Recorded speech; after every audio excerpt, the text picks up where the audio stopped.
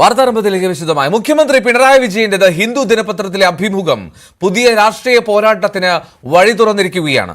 അഭിമുഖത്തിലെ പരാമർശങ്ങൾക്കെതിരെ ലീഗും PV അൻവറും അടക്കം അതിരൂക്ഷ വിമർശനങ്ങളുമായി രംഗത്തെത്തി. അതേസമയം മുഖ്യമന്ത്രിയുടെ പരാമർശങ്ങൾക്ക് പിന്നിൽ CPM-ന്റെ നയം മാറ്റമാണ് എന്ന വിലയിരുത്തലുമുണ്ട്.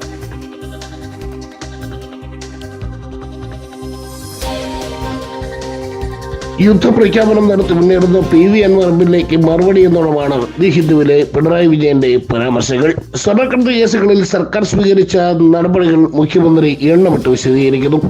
ഇതിനിടയിലാണ് കഴിഞ്ഞ കാലങ്ങളിൽ മലപ്പുറത്ത് നിന്ന് പിടിച്ചെടുത്ത കള്ളക്കടത്ത് സ്വർണവും പണവും ദേശവിരുദ്ധ പ്രവർത്തനങ്ങൾക്ക് വേണ്ടി ഉപയോഗിച്ചു എന്ന പരാമർശം മുഖ്യമന്ത്രി നടത്തിയത്. ഇതിനെതിരെ വലിയ വിമർശനമാണ് ഉയരുന്നത്. മുസ്ലിം ലീഗ് രൂക്ഷമായ ഭാഷയിൽ മുഖ്യമന്ത്രിയെ വിമർശിച്ചു. എന്തെങ്കിലും ഒരു തെളിവ് അദ്ദേഹത്തിന് മുന്നിൽ വെക്കാണ്ടോ?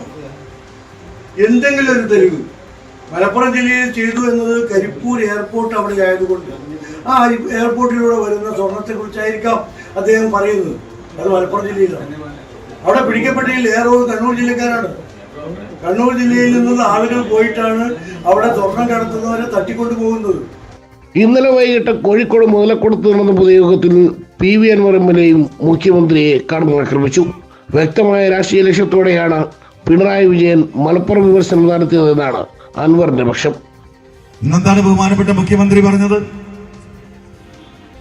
എന്റെ കയ്യിലുള്ളത് ഹിന്ദു ന്യൂസ് പേപ്പറാണ്, നിങ്ങളെല്ലാവരും കണ്ടിട്ടുണ്ടാവും. ഇതാണ് എന്താണ് headline: CPIM has always stridently opposed RSS and Hindutva forces in Kerala. അദ്ദേഹം പറയാണ് CPM ആണ് ഈ ഹിന്ദുത്വ ഫോഴ്സസിനെ ഇവിടെ ഏറ്റവും കൂടുതൽ ശക്തമായി നേരിട്ടിട്ടുള്ളത്. ഞാനത് പറയാനല്ല, അതിലൊരു വാസ്തവമുണ്ട്, അത് തർക്കമില്ല. പക്ഷെ ഇപ്പോഴത്തെ സ്ഥിതി എന്ത്?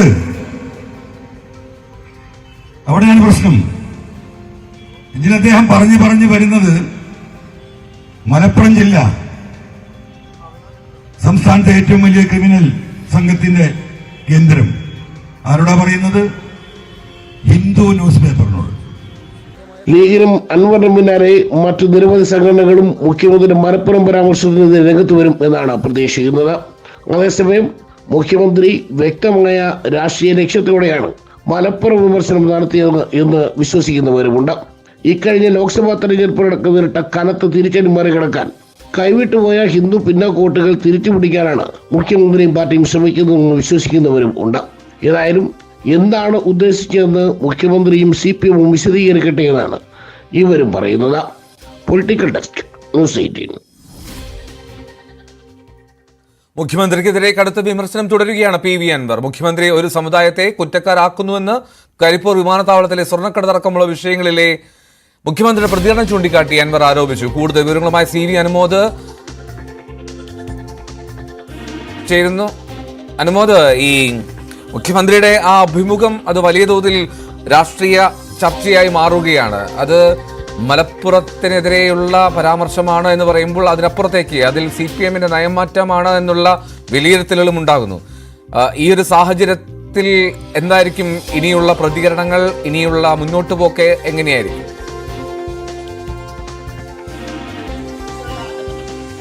മുഖ്യമന്ത്രിയുടെ ഈ അഭിമുഖം വന്ന സമയമാണ് ഇതിൽ ഏറ്റവും പ്രധാനപ്പെട്ട വിഷയം. PV അൻവർ മാസങ്ങളായി അല്ലെങ്കിൽ ഒരു മാസമായി തുടർച്ചയായിട്ട് ഉന്നയിക്കുന്ന ഒരു വിഷയമാണ് കരിപ്പൂർ കേന്ദ്രീകരിച്ച് നടക്കുന്ന സ്വർണ്ണക്കടത്ത് പോലീസ് പിടികൂടുന്നതിലെ ചില അപാകതകളുണ്ട് എന്ന ആക്ഷേപം. അതിന് പോലീസിൻ്റെതായ ന്യായീകരണം അത് ആഭ്യന്തരമന്ത്രി തന്നെ വാർത്താ സമ്മേളനത്തിൽ വിശദീകരിച്ചപ്പോൾ അതിനും മുഖ്യമന്ത്രിയുടെ ആ വിശദീകരണത്തെ അൻവർ തള്ളിക്കളയുന്ന ഒരു സാഹചര്യമാണ് ഉണ്ടായത്.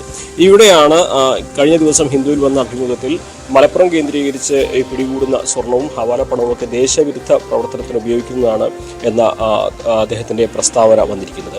നമുക്കറിയാം, കരിപ്പൂർ വിമാനത്താവളം കോഴിക്കോട് വിമാനത്താവളം എന്ന പേരാണെങ്കിലും മലപ്പുറം ജില്ലയിലാണുള്ളത്. അപ്പോൾ ഇവിടെ എത്തുന്ന ഈ ഹവാല ഇടപാടിൻ്റെ ഭാഗമായിട്ടുള്ള പണവും അതേപോലെ തന്നെ സ്വർണവും ഒക്കെ മലപ്പുറം ജില്ലയുടേതാണ് എന്ന തരത്തിൽ ഒരു വ്യാഖ്യാനം നൽകുന്നതാണ് മുഖ്യമന്ത്രിയുടെ പ്രസ്താവന എന്നുള്ളത് ആണ് പ്രധാനമായിട്ടും ഉന്നയിക്കപ്പെടുന്ന വിഷയം. നമുക്കറിയാം, ഈ കരിപ്പൂരിൽ പിടികൂടുന്ന സ്വർണം അത് മലപ്പുറംകാർ മാത്രമല്ല കൊണ്ടുവരുന്നത്. ആ സ്വർണം മലപ്പുറത്തേക്ക് മാത്രമുള്ളതല്ല കൊണ്ടുവരുന്നതെന്ന് കസ്റ്റംസും പോലീസും ഒക്കെ പലതവണ സ്ഥിരീകരിച്ചിട്ടുള്ള കാര്യമാണ്. പക്ഷേ ഈ മലപ്പുറത്ത് പിടികൂടുമ്പോൾ, മലപ്പുറത്ത് രജിസ്റ്റർ ചെയ്യുന്ന കേസുകളുടെ എണ്ണം കൂടുമ്പോൾ മലപ്പുറം ഇതിൻ്റെ കേന്ദ്രമാകുന്നു. ഇത് ദേശവിരുദ്ധമായിട്ടുള്ള ഈ ശക്തികളുടെ ഒരു കേന്ദ്രമായി മലപ്പുറം മാറുന്നു എന്ന തരത്തിലേക്കുള്ള പ്രചാരണത്തിന് ആക്കം കൂട്ടുന്നതാണ് ഇത്. ഈ ഒരു ഘട്ടത്തിൽ ഈ മുഖ്യമന്ത്രി ഇത്തരത്തിലൊരു പ്രസ്താവന, അതും ഡൽഹിയിൽ വെച്ച് ഒരു ഇംഗ്ലീഷ് പത്രത്തിൽ നൽകിയത് RSS നേതൃത്വത്തെ തൃപ്തിപ്പെടുത്താനാണെന്നാണ് അൻവർ ഉന്നയിച്ച ആരോപണം. ഇതേ ആരോപണത്തിനെ പിന്തുണയ്ക്കുന്ന തരത്തിലുള്ള നിലപാടാണ് UDF സ്വീകരിച്ചിട്ടുള്ളത്. കോൺഗ്രസിന്റെയും ലീഗിന്റെയും ഒക്കെ നിലപാട് അതുതന്നെയാണ്. എന്നാലും വലിയ പ്രതിഷേധം ഇതിനെതിരെ മലപ്പുറം ജില്ലയിൽ ഉയരുന്നുണ്ട്. ഇന്ന് വൈകുന്നേരം യൂത്ത് ലീഗിന്റെ പ്രതിഷേധം PK കുഞ്ഞാലിക്കുട്ടി ഉദ്ഘാടനം ചെയ്യുന്നുണ്ട്. സ്വാഭാവികമായിട്ടും മലപ്പുറം ജില്ലയെ ഈ ഒരു ദേശവിരുദ്ധ പ്രവർത്തനത്തിന്റെ പ്രഭവ കേന്ദ്രമായി ചിത്രീകരിക്കാൻ മറ്റുള്ളവർക്ക് അവസരം നൽകുന്ന തരത്തിലേക്കുള്ള ഒരു സാഹചര്യമാണ് മുഖ്യമന്ത്രിയുടെ പ്രസ്താവന തീർത്തതെന്ന ആക്ഷേപം വലിയ തോതിൽ തന്നെ വിമർശനം ഉയർത്തുന്നുണ്ട്. അപ്പോൾ അതിലുള്ള പ്രതികരണങ്ങൾ വരും മണിക്കൂറുകളിൽ നമുക്ക് പ്രതീക്ഷിക്കാവുന്നതാണ്. വലിയ പ്രതിഷേധം മലപ്പുറം ജില്ലയിൽ പലയിടത്തും ഈ UDFന്റെ ഭാഗത്തുനിന്നും അതുപോലെ തന്നെ മറ്റ് സംഘടനകളുടെ ഭാഗത്തുനിന്നും ഉണ്ടാവുന്ന സാഹചര്യമുണ്ട്.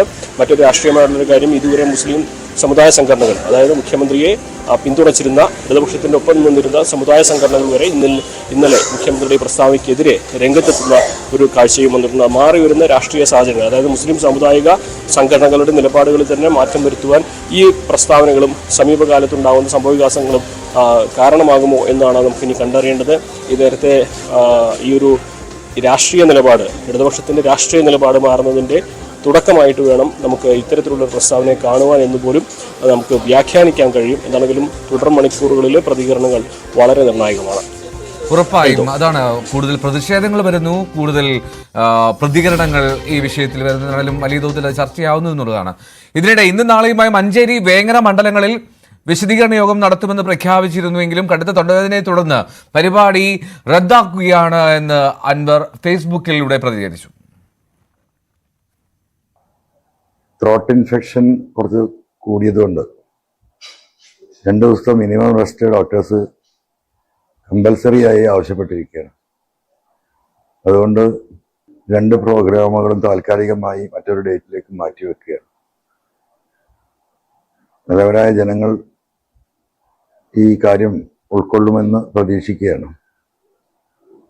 2 ദിവസത്തിന് ശേഷം അടുത്ത പൊതുയോഗത്തിൻ്റെ കാര്യങ്ങൾ വിശദമായി പോസ്റ്റ് ഇടുന്നതായിരിക്കും.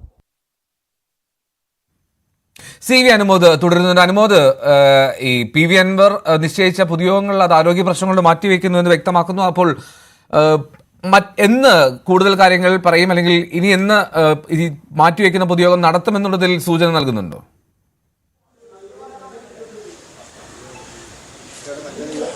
എൽദോ, നമ്മളിപ്പോഴുള്ളത് PV അൻവറിൻ്റെ വീട്ടിലാണ്. നമ്മൾ അദ്ദേഹവുമായി സംസാരിക്കാൻ ശ്രമിച്ചിരുന്നു. അദ്ദേഹം മാധ്യമങ്ങളെ കാണാൻ സാധ്യതയുണ്ട് എന്നതിൻ്റെ അടിസ്ഥാനത്തിൽ നമ്മൾ അദ്ദേഹത്തിൻ്റെ വീട്ടിലെത്തിയിട്ടുള്ളത്.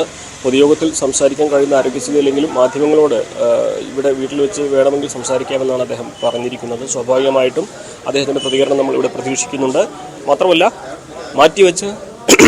മാറ്റിവെച്ച പൊതുയോഗം എന്നുള്ളതും അദ്ദേഹം ഇന്ന് അറിയിക്കുമെന്നാണ് നമുക്ക് മനസ്സിലാക്കാനാകുന്നത്. ഏറ്റവും പ്രധാനപ്പെട്ട ഒരു കാര്യം, PV അൻവറിനെതിരെ ഇന്നലെ മുതിർന്ന നേതാവ് പാലോടി മുഹമ്മദ് കുട്ടിയുടെ അടക്കമുള്ളവരുടെ പ്രസ്താവന രംഗത്ത് വന്നിരുന്നു. അതായത് തീവ്ര ശക്തികളാണ് അൻവറിനൊപ്പം നിൽക്കുന്നത് എന്നായിരുന്നു അദ്ദേഹത്തിൻ്റെ ആ ഒരു പ്രസ്താവന. അതായത് വെൽഫെയർ പാർട്ടിയും SDP ഒക്കെയാണ് അൻവറിനെ പിന്തുണയ്ക്കുന്നത്, സഖാക്കളില്ല എന്നായിരുന്നു അദ്ദേഹം പറഞ്ഞത്. അപ്പോൾ അത്തരം വിഷയങ്ങളിലുള്ള അദ്ദേഹത്തിൻ്റെ പ്രതികരണം കൂടി നമ്മൾ ഇന്ന് പ്രതീക്ഷിക്കുന്നുണ്ട്. ഇതിനോടൊപ്പം തന്നെ മറ്റൊരു വിവാദം കൂടി ഇപ്പോൾ ഉയർന്നിട്ടുണ്ട്. നിലമ്പൂരിൽ മുസ്ലിം ലീഗ് KM ഷാജിയുടെ ഒരു പ്രതിഷേധ സംഗമം നേരത്തെ നിശ്ചയിച്ചതാണ് എന്ന തരത്തിലുള്ള പ്രചാരണം നടക്കുന്നുണ്ട്. അത് മാറ്റിവെച്ചതായിട്ടുള്ള അറിയിപ്പ് വന്നിരിക്കുന്നു. അപ്പോൾ ഇത് ഈ അൻവർ ഉന്നയിച്ചതുപോലെ ഒരു പൊളിറ്റിക്കൽ നെക്സസിൻ്റെ ഭാഗമായിട്ടാണ് അൻവർ ഉന്നയിച്ച വിഷയത്തിൽ ലീഗ് നടത്താനിരുന്ന KM ഷാജിയുടെ നേതൃത്വത്തിലുള്ള പ്രതിഷേധം മാറ്റിയത് എന്ന് സാമൂഹ്യ മാധ്യമങ്ങളുടെ പ്രചാരണവും ശക്തമായിട്ടുണ്ട്. ഇത് ലീഗ് ഇതിനെ എതിർത്തുകൊണ്ടും രംഗത്ത് വന്നിട്ട് അങ്ങനെ ഒരു കാര്യം തീരുമാനിച്ചിട്ടില്ല എന്നാണ് ലീഗ് ഈ വിഷയത്തിൽ ഇതുവരെ അത്തരത്തിലൊരാളെ നടന്നിട്ടില്ല എന്ന പ്രസ്താവനയാണ് രംഗത്തിറക്കിയിരിക്കുന്നത്. അൻവറിൻ്റെ തുടർ നീക്കങ്ങളെല്ലാം രാഷ്ട്രീയ കേരളത്തിൽ വലിയ ചലനങ്ങളാണ് തീർക്കുന്നത്. പ്രത്യേകിച്ച് മലപ്പുറം മേഖലയിലൊക്കെ UDFലും LDFലും ഒരുപോലെ തന്നെ അൻവറിൻ്റെ നീക്കങ്ങൾ വലിയ മാറ്റങ്ങൾക്ക് വഴിയൊരുക്കുന്നുണ്ട്. സ്വാഭാവികമായിട്ട് നമ്മൾ കാത്തിരിക്കുന്നത് ഇനി എന്ത് അൻവർ ഇന്ന് പറയും എന്നുള്ളത് തന്നെയാണ്. അൻവറിൻ്റെ പ്രതികരണം പ്രധാനപ്പെട്ടതാണ്. അദ്ദേഹത്തിന് ശാരീരിക അസ്വസ്ഥത ഉണ്ടെങ്കിലും മാധ്യമങ്ങളെ കാണാൻ തയ്യാറാണ് എന്ന വിവരത്തിൻ്റെ അടിസ്ഥാനത്തിലാണ് ഇപ്പോൾ നമ്മൾ അദ്ദേഹത്തിൻ്റെ വീട്ടിലെത്തി അദ്ദേഹത്തിനായി കാത്തിരിക്കുന്നത്. റൈറ്റ്. എന്തായാലും PV അൻവർ അല്പസമയത്തിനകം മാധ്യമങ്ങൾക്ക് മുന്നിലേക്ക് എത്തുമെന്ന് പ്രതീക്ഷിക്കാം. CV അൻവറിന്റെ വീട്ടിൽ തുടരുകയും ചെയ്യുന്നുണ്ട്. അൻവറിന്റെ പ്രതികരണം നമുക്ക് പ്രേക്ഷകർക്ക് മുന്നിൽ എത്തിക്കുകയും ചെയ്യാം. KT ജലീലിന്റെ പുസ്തകം സ്വർഗസ്ഥനായ ഗാന്ധിജി നാളെ പ്രകാശനം ചെയ്യും. പാർലമെന്ററി രാഷ്ട്രീയം അവസാനിപ്പിക്കുന്നതിന്റെ പ്രഖ്യാപനവും ഗാന്ധി ജയന്തി ദിനത്തിൽ ഉണ്ടാകും. വ്യത്യസ്ത വിഷയങ്ങളെ ആസ്പദമാക്കി KT ജലീൽ എഴുതിയ ലേഖനങ്ങളുടെ സമാഹാരമാണ് ഗാന്ധി ജയന്തി ദിനത്തിൽ പ്രകാശനം ചെയ്യുന്ന സ്വർഗസ്ഥനായ ഗാന്ധിജി. റിച്ചാർഡ് ആറ്റൻബറോയുടെ ഗാന്ധി സിനിമ കണ്ടാണ് ലോകം മഹാത്മാഗാന്ധിയെ മനസ്സിലാക്കിയതെന്ന നരേന്ദ്രമോദിയുടെ വിവാദ പ്രസ്താവനയാണ് പുസ്തകരചനയ്ക്ക് പ്രേരിപ്പിച്ചതെന്ന് KT ജലീൽ പറയുന്നു. രാഷ്ട്രീയ ഗുരുനാഥനായ കൊരമ്പയിൽ അഹമ്മദ് ഹാജിക്കും കോടിയേരി ബാലകൃഷ്ണനുമാണ് പുസ്തകം സമർപ്പിച്ചിരിക്കുന്നത്. കാവുമ്പുറത്ത് വീടിനടുത്തുള്ള പാറക്കൽ കൺവെൻഷൻ സെൻറ്ററിൽ വെച്ചാണ് പ്രകാശന ചടങ്ങ് നടക്കുന്നത്. രാജ്യസഭാംഗം ജോൺ ബ്രിട്ടാസാണ് പ്രകാശനം നിർവഹിക്കുന്നത്. പുസ്തകം ഏറ്റുവാങ്ങുന്നത് പത്മശ്രീ റാബിയയാണ്. പുസ്തക പരിചയം നടത്തുന്നത് professor MM നാരായണനാണ്. P Surendran, Manavendranath തുടങ്ങിയ സാമൂഹ്യ സാഹിത്യ സാംസ്കാരിക മേഖലയിലെ പ്രമുഖരും ചടങ്ങിൽ സംബന്ധിക്കുന്നുണ്ട്. അധികാര രാഷ്ട്രീയത്തിൽ നിന്ന് മാറിക്കൊടുത്ത് പുതുതലമുറയ്ക്ക് അവസരങ്ങൾ നൽകണമെന്ന് ജലീൽ പറയുന്നു. പുസ്തക പ്രകാശനത്തിന് ശേഷം പാർലമെന്ററി രാഷ്ട്രീയം അവസാനിപ്പിക്കുന്നതിന്റെ പ്രഖ്യാപനവുമുണ്ടാകും. വളാഞ്ചേരി പാറക്കൽ ഓഡിറ്റോറിയത്തിൽ വെച്ച് നടക്കുന്ന പ്രകാശന ചടങ്ങിൽ പ്രമുഖർ പങ്കെടുക്കും. ന്യൂസ് 18 തിരൂർ. PV അൻവറിനെതിരെ CPM സംസ്ഥാന സെക്രട്ടറി MV ഗോവിന്ദൻ പാർട്ടിക്കും സർക്കാരിനുമെതിരെ അടിസ്ഥാനരഹിതമായിട്ടുള്ള ആരോപണമാണ് അൻവർ ഉന്നയിക്കുന്നത്.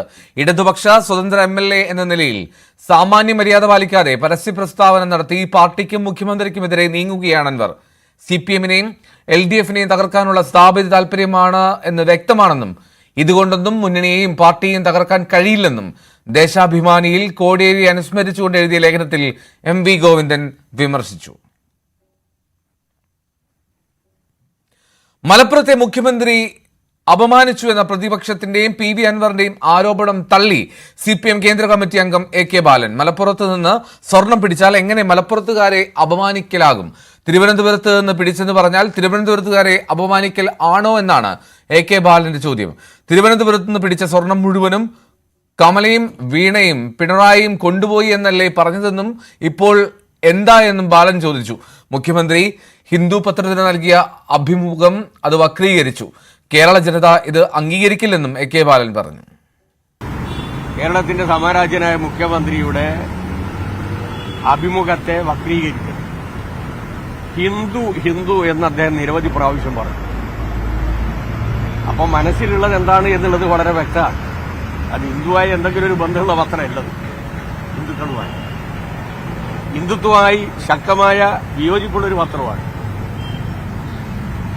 ആ പത്രത്തിൽ നൽകിയ ഒരു ഇന്റർവ്യൂവിനെ വക്രീകരിച്ചുകൊണ്ട് ഒരു പ്രത്യേക വിഭാഗത്തിന്റെ വിശ്വാസ്യതയെ ദുരുപയോഗിച്ച് ഒരു ജില്ലയിൽ ഒരു പ്രത്യേക വിഭാഗമാണ് ഭൂരിപക്ഷമുള്ളത് എന്നുള്ളത് കൊണ്ട് ആ ജില്ലയെ ഉപയോഗപ്പെടുത്തിക്കൊണ്ടുള്ള വൃത്തികെട്ട പ്രചരണം അത് ഈ കേരളത്തിലെ ജനത തിരിച്ചറിയുമെന്ന കാര്യത്തിൽ ഞങ്ങൾക്ക് യാതൊരു സംശയവുമില്ല. ഇതൊക്കെ അവസാനിപ്പിക്കുന്നതാണ് നല്ലത്. ഇത് തീക്കൊണ്ട് തലചൊറിയലാണ്. ആരെങ്കിലും ഇതുമായി സഹകരിക്കുമെന്ന് ഞങ്ങൾക്ക് വിശ്വാസമില്ല. ഇതെല്ലാം മുക്കിയിരിക്കുന്നു. എല്ലാം കമലയും പിണറായിയും വീണയും കൊണ്ടുപോയി എന്നാണല്ലോ പറഞ്ഞത്. അതല്ല എന്നുള്ളത് സൂചിപ്പിക്കാനാണത് പറഞ്ഞത്. മനസ്സിലായില്ലേ? ശരി, ഓക്കെ. മലപ്പുറം തിരുവനന്തപുരത്ത് നിന്ന് പഠിച്ച തിരുവനന്തപുരക്കാർ അപമാനിക്കാനായിരുന്നോ? മലപ്പുറം കരിപ്പൂർ എന്ന് പറയുന്നത് എടിയ സഖാവേ, എവിടെയാണ്? മലപ്പുറം ജില്ലയിലല്ലേ? അത് മറച്ചു വെക്കാൻ പറ്റുമോ? നിയമസഭയിൽ ഒരു ചോദ്യം പത്ത് കഴിഞ്ഞാൽ അതിന് ഉത്തരം പറയണ്ടേ? തിരുവനന്തപുരത്ത് നിന്നാണല്ലോ ആദ്യത്തെ സ്വർണം പിടിച്ചത്. ഏത്? ഇവിടെ സ്വപ്ന സുരേഷ്. തിരുവനന്തപുരക്കാരെ അപമാനിക്കലാണോ? തിരുവനന്തപുരത്ത് കൂടുതലുള്ളതാരാ? ഹിന്ദുക്കളല്ലേ? അല്ലേ? ഹിന്ദുക്കളെ അപമാനിക്കലാണ്. നിങ്ങളുടെ മനസ്സിലുള്ളത് മനസ്സിലട വെച്ചാൽ മതി. വേറെ ആളോട് ചോദിക്കും കേട്ടോ. PV അൻവർ ഉയർത്തിയ ആരോപണങ്ങളിൽ നിന്ന് സർക്കാർ പിന്തിരിയില്ലെന്നും ശക്തമായ നടപടി ഉണ്ടാകുമെന്നും AK ബാലൻ. പാർട്ടി ഒന്നും ചെയ്തില്ലെന്നത് കള്ളപ്രചാരണമാണ്. RSSകാർ തലയ്ക്ക് വിലയിട്ട പിണറായിയെ സംഘപരിവാറിന്റെ ആളായി ചിത്രീകരിക്കാനുള്ള ശ്രമമാണ് നടക്കുന്നത്. മതന്യൂനപക്ഷങ്ങളുടെ ഹൃദയത്തിൽ വലിയ സ്ഥാനം പിണറായിക്കുണ്ട്. അതില്ലാതാക്കാൻ നടക്കുന്ന ഗൂഢശ്രമത്തിന്റെ അവസാനത്തെ കണ്ണിയാണ് PV അൻവർ. അൻവറിന്റെ മനസ്സിലുള്ളത് എന്താണെന്ന് വ്യക്തമായെന്നും AK ബാലൻ പറഞ്ഞു. അദ്ദേഹം ഉയർത്തിക്കൊണ്ടുവന്ന എല്ലാ പ്രശ്നങ്ങളിലും ശക്തമായിട്ടുള്ള നിലപാടാണ് ഗവൺമെന്റ് സ്വീകരിച്ചതും 4 പ്രധാനപ്പെട്ട ആരോപണങ്ങളുമായി ബന്ധപ്പെട്ടുകൊണ്ട് 2 തലത്തിലുള്ള അന്വേഷണം, ഒന്ന് വിജിലൻസ് DGP, മറ്റൊന്ന് DGP അന്വേഷിക്കുകയാണ്. ഇനി ഒരാഴ്ചക്കുള്ളിൽ മറ്റൊരു റിപ്പോർട്ട് കൂടി വരാൻ പോവുകയാണ്. അത് ADGPക്കെതിരായിട്ടുള്ളതാണ്. ആ റിപ്പോർട്ട് വന്നു കഴിഞ്ഞാൽ അദ്ദേഹത്തിന്റെ ഉന്നയിച്ച ആരോപണങ്ങളിൽ എന്തെങ്കിലും വസ്തുതകൾ ഉണ്ടെങ്കിൽ ശക്തമായ നിലപാട് ഗവൺമെന്റ് സ്വീകരിക്കും. ഒരാഴ്ച പോലും അദ്ദേഹത്തിന് കാത്തിരിക്കാൻ കഴിയുന്നില്ല. അതിന്റെ അർത്ഥം അദ്ദേഹം കൊണ്ടുവന്ന ആരോപണങ്ങളിൽ എന്തെങ്കിലും തെളിഞ്ഞാൽ അത് അദ്ദേഹത്തിന് തിരിച്ചു കുത്തും, ബൂമറാങ് ആകും എന്ന് അദ്ദേഹം മുൻകൂട്ടി കണ്ടിട്ടുണ്ടോ എന്നുള്ളത് അറിയില്ല. അദ്ദേഹം ഉയർത്തിക്കൊണ്ടുവന്ന ഒരാരോപണങ്ങളിൽ നിന്നും പിന്തിരിയുന്ന പ്രശ്നം ഗവൺമെന്റിനില്ല. ശക്തമായ അന്വേഷണം നടത്തും, അതുമായി സഹകരിക്കണം. ഇപ്പൊ അദ്ദേഹം പറയുന്നത് ഞാൻ സഹകരിക്കില്ല എന്നുള്ളതാണ്. അപ്പൊ എന്താ മനസ്സിലുള്ളത് എന്നുള്ളത് അറിയില്ല. എന്താണ് അദ്ദേഹത്തിന്റെ മനസ്സിലുള്ളത് എന്നുള്ളത് അറിയില്ല. കുറ്റവാളികളെ രംഗത്ത് വരലാണോ, അല്ല പറഞ്ഞത് അബദ്ധമായി പോയി എന്നുള്ളത് കൊണ്ട് പറഞ്ഞ കാര്യങ്ങളിൽ നിന്ന് പിന്നോട്ടടിക്കാനാണോ ഉദ്ദേശിക്കുന്നത് എന്നുള്ളത് ഇപ്പൊ പറയാൻ പറ്റില്ല. ഞാൻ അവസാനിപ്പിക്കുക. കേരളത്തിലെ സംഘപരിവാർ RSS ഉയർത്തുന്ന വെല്ലുവിളിക്കെതിരായി കേരളീയ മനസാക്ഷിയെ, പ്രത്യേകിച്ച് മതന്യൂനപക്ഷത്തെ വിശ്വാസത്തിലെടുത്തുകൊണ്ട് ഇന്ത്യ രാജ്യത്തിൽ മാതൃകാപരമായ പൊതുപ്രവർത്തനത്തിന് നേതൃത്വം കൊടുത്ത അതിശക്തരായിട്ടുള്ള ഒരു നേതാവാണ് സഖാവ് പിണറായി.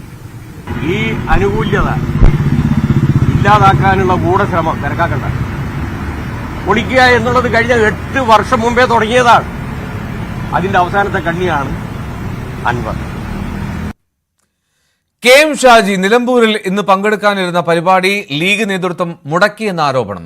PV അൻവറുടെ ആരോപണങ്ങളുടെ പശ്ചാത്തലത്തിൽ നിലമ്പൂർ മണ്ഡലം ലീഗ് കമ്മിറ്റിയാണ് സമ്മേളനം തീരുമാനിച്ചത്. നേതൃത്വം ഇടപെട്ട് അനുമതി നിഷേധിച്ചതോടെ മണ്ഡലം കമ്മിറ്റി പിൻവാങ്ങി. ഇതോടെ നേതൃത്വത്തിനെതിരെ സൈബർ ഗ്രൂപ്പുകളിൽ രൂക്ഷ വിമർശനമാണ്. ഇടതുപക്ഷവുമായുള്ള ഒത്തുതീർപ്പിന്റെ ഭാഗമാണ് എന്നാണ് വിമർശനം. എന്നാൽ പരിപാടിയുടെ പോസ്റ്ററുകൾ വ്യാജമാണെന്നും പരിപാടി പ്രഖ്യാപിച്ചിട്ടില്ല എന്നുമുള്ള വിശദീകരണവുമായി ലീഗ് നിലമ്പൂർ മണ്ഡലം കമ്മിറ്റി രംഗത്ത് വന്നു. പ്രിയപ്പെട്ട സഹപ്രവർത്തകരെ, ഞാൻ നിലമ്പൂർ നിയോജകമണ്ഡലം മുസ്ലിം ലീഗിൻ്റെ പ്രസിഡന്റ് CH ഇക്ബാലാണ്. ഇത്തരത്തിലുള്ള ഈ സോഷ്യൽ മീഡിയയിൽ പ്രചരിച്ചുകൊണ്ടിരിക്കുന്ന വിധത്തിൽ 1-ാം തീയതി KM ഷാജി നിലമ്പൂരിൽ എന്ന രൂപത്തിലുള്ളൊരു പ്രോഗ്രാം നമ്മൾ തീരുമാനിച്ചിട്ടില്ല. ഇങ്ങനെ ഒരു പോസ്റ്റർ നമ്മൾ തയ്യാറാക്കി എവിടെയും വിതരണം ചെയ്തിട്ടില്ല. ഇത് പാർട്ടിയുടെ പേരിൽ വ്യാജ പ്രചാരണം നടത്തുന്നതിന് വേണ്ടി ചില തൽപര കക്ഷികൾ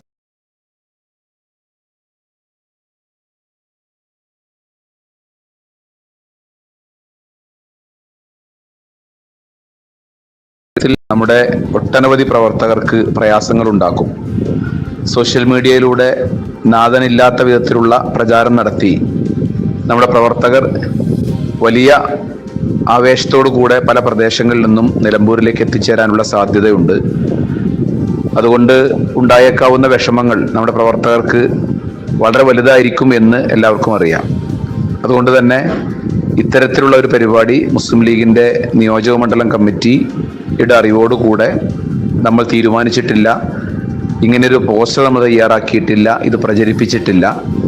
അത് മനസ്സിലാക്കി നല്ലവരായ സഹപ്രവർത്തകർ അത് തിരുത്തുകയും ഏത് സോഷ്യൽ മീഡിയ പ്ലാറ്റ്ഫോമിൽ ഇത്തരത്തിലുള്ള എന്തെങ്കിലും പ്രചാര പ്രവർത്തനങ്ങൾ കണ്ടാൽ അതിനെക്കുറിച്ച് എതിർത്തുകൊണ്ടുള്ള, അത് ഔദ്യോഗികമായി അങ്ങനെ പരിപാടി ഇല്ല എന്നറിയിച്ചുകൊണ്ടുള്ള അറിയിപ്പുകൾ പരസ്പരം കൈമാറി സഹകരിക്കണമെന്ന് പ്രത്യേകം ഓർമ്മപ്പെടുത്തുകയാണ്. ഇത്തരത്തിലുള്ള വ്യാജ പ്രചാരണങ്ങൾ ഏറ്റെടുത്ത് പ്രചരിപ്പിക്കുന്നതിൽ നിന്ന് നല്ലവരായ പ്രവർത്തകർ പിൻവാങ്ങണം എന്ന് അഭ്യർത്ഥിക്കുകയാണ്. CV അനുമോദ് തുടരുന്നുണ്ട് മലപ്പുറത്ത് നിന്ന്. അനുമോദ്, PV അൻവർ ഉന്നയിച്ച ഒറ്റൊരു പ്രധാനപ്പെട്ട കാര്യമായിരുന്നു പൊളിറ്റിക്കൽ നെക്സസ് എന്നുള്ളത്. ഈ പൊളിറ്റിക്കൽ നെക്സസ് എന്നുള്ള വിവാദത്തെ കൂടുതൽ ചൂടുപിടിപ്പിക്കുന്ന തരത്തിലാണല്ലോ കാര്യങ്ങൾ പോകുന്നത്. ഇത് ലീഗ് പ്രവർത്തകർ എങ്ങനെയാണ് കാണുന്നത്?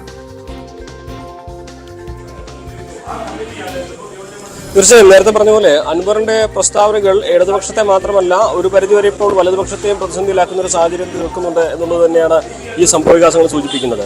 നമുക്കറിയാം ഈ ഒരു KM ഷാജി പങ്കെടുക്കുന്ന തരത്തിൽ ഒരു പ്രചാരണം അത് ഇടതുപക്ഷത്തിനെതിരെ അൻവർ ഉന്നയിച്ച ആരോപണങ്ങൾ ലീഗ് ഏറ്റുപിടിക്കുന്നു അല്ലെങ്കിൽ ലീഗ് അതിന്റെ തുടർച്ചയായിട്ട് നടത്തുന്നു എന്ന് പറയുന്നത് അങ്ങനെ അത്തരത്തിൽ ഒരു പ്രചാരണം സാമൂഹ്യ മാധ്യമങ്ങളിൽ ഉണ്ടായിരുന്നു. എന്നാൽ ഈ ഒരു പോസ്റ്ററും അത്തരത്തിലുള്ളതും ലീഗിന്റെ അറിവോടെയല്ല എന്നാണ് ഇവിടുത്തെ നിലമ്പൂരിലെ ലീഗിന്റെ ഉത്തരവാദിത്തപ്പെട്ടവർ പറയുന്നത്. പക്ഷേ നമുക്കറിയാം അൻവർ ഉന്നയിച്ച ഏറ്റവും പ്രധാനപ്പെട്ട ആക്ഷേപമായിരുന്നു പൊളിറ്റിക്കൽ നെക്സസ് എന്നുള്ളത്. അതായത് പാർട്ടിയിലെ വിവിധ രാഷ്ട്രീയ കക്ഷികളിലെ ഉന്നത നേതാക്കൾ തമ്മിലുള്ള പരസ്പര ബന്ധം. അപ്പോൾ ഇപ്പോൾ ഈ തരത്തിൽ ഇതൊരു യോഗം പിൻവലിച്ചത് അല്ലെങ്കിൽ പൊതുയോഗം പിൻവലിച്ചത് ഈ നെക്സസിന്റെ ഭാഗമായിട്ടാണെന്നാണ് സാമൂഹ്യ മാധ്യമങ്ങളിലും അതേപോലെ തന്നെ സൈബർ ഇടങ്ങളിലുമൊക്കെ ലീഗ് അണികൾ തന്നെ പരസ്പരം പറയുന്ന ഒരു കാര്യം. കാരണം അൻവർ ഉന്നയിച്ച ആക്ഷേപങ്ങൾ ഏറ്റവും അധികം ഏറ്റുപിടിക്കുന്ന പ്രവർത്തകർ കൂടിയാണ് മുസ്ലിം ലീഗിന്റെയും യൂത്ത് ലീഗിന്റെയും ഒക്കെ ഉള്ളത്. അപ്പോൾ അൻവറിന്റെ പിന്നാലെ KM ഷാജി കൂടി ഈ വിഷയം നിലമ്പൂരിലെത്തി ഉന്നയിക്കുമ്പോൾ അതുണ്ടാക്കുന്ന രാഷ്ട്രീയ മാനം വേറെ വലുതാണ്. പക്ഷേ ഇപ്പോൾ അത്തരത്തിലേക്കൊരു ഘട്ടം ആയിട്ടില്ലെന്നും ഒന്ന് കാത്തിരുന്ന് മതി പ്രതികരിക്കുക എന്നുമാണ് ലീഗിന്റെ ഔദ്യോഗികമായിട്ടുള്ള നിലപാട്. ആ ഒരു സാഹചര്യത്തിൽ വളരെ നേരത്തെ എടുത്ത ഒരു എടുത്തിയാടിയുള്ള തീരുമാനമാകാം ഈ KM ഷാജിയെ കൊണ്ടുവരാനുള്ളത് എന്നതിന്റെ അടിസ്ഥാനത്തിലാകാം ലീഗ് ഇതൊന്ന് പിന്മാറിയതെന്നാണ് മറ്റൊരു തരത്തിലുള്ള വിവരങ്ങൾ ലഭിക്കുന്നത്. എന്താണെങ്കിലും മുസ്ലിം ലീഗിനെ സംബന്ധിച്ചും ഈ ഒരു വിഷയം അൻവർ വിഷയത്തിൽ ഒരു ചെറിയ വിവാദം കൂടി ഉണ്ടാകുന്നു എന്നുള്ളതാണ് ഏറ്റവും പ്രധാനപ്പെട്ട ഒരു കാര്യം.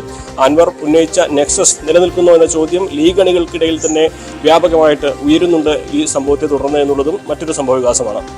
എൽദോ റൈറ്റ്. എന്നാലും ഒരു പൊളിറ്റിക്കൽ നെക്സസ് വിവാദം അത് ഉയർത്തിയ PV എന്നതാണെങ്കിൽ ഇപ്പോൾ അത് കൂടുതൽ അത് അഭിമുഖീകരിക്കുന്നത് മുസ്ലിം ലീഗാണോ എന്നുള്ളൊരു സംശയം അവിടെ ജനിപ്പിക്കുന്നതാണ് പ്രധാനപ്പെട്ട കാര്യം. അനുമോദാണ് മലപ്പുറത്ത് വിവരങ്ങൾ പങ്കുവച്ചത്. CPM നേതാവ് കോടിയേരി ബാലകൃഷ്ണന്റെ അസാന്നിധ്യത്തിന് ഇന്ന് 2 ആണ്ട്. ഉള്ളിൽ നിന്നും തന്നെയുള്ള പടനീക്കങ്ങൾ പാർട്ടിയെയും സർക്കാരിനെയും പ്രതിരോധത്തിലാക്കുമ്പോൾ കോടിയേരിയുടെ യഥാർത്ഥ വില അറിയുകയാണ് CPM.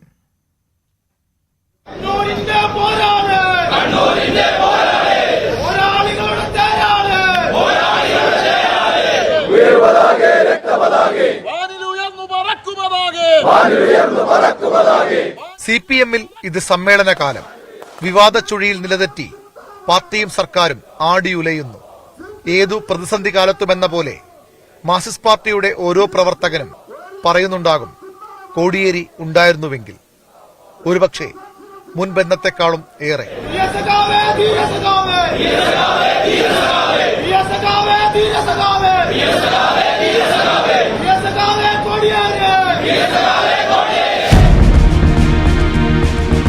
പ്രത്യയശാസ്ത്രം പറയേണ്ടിടത്ത് പ്രത്യയശാസ്ത്രം, നിശിത വിമർശനം വേണ്ടിയിടത്ത് വിമർശനത്തിന്റെ കൂരമ്പ്, സമവായത്തിന്റെ സൗഹൃദത്തിന്റെ നിറചിരി, കുറുക്കിക്കൊള്ളുന്ന നർമ്മബോധം എന്തും വഴങ്ങുമായിരുന്നു കോടിയേരിക്ക്.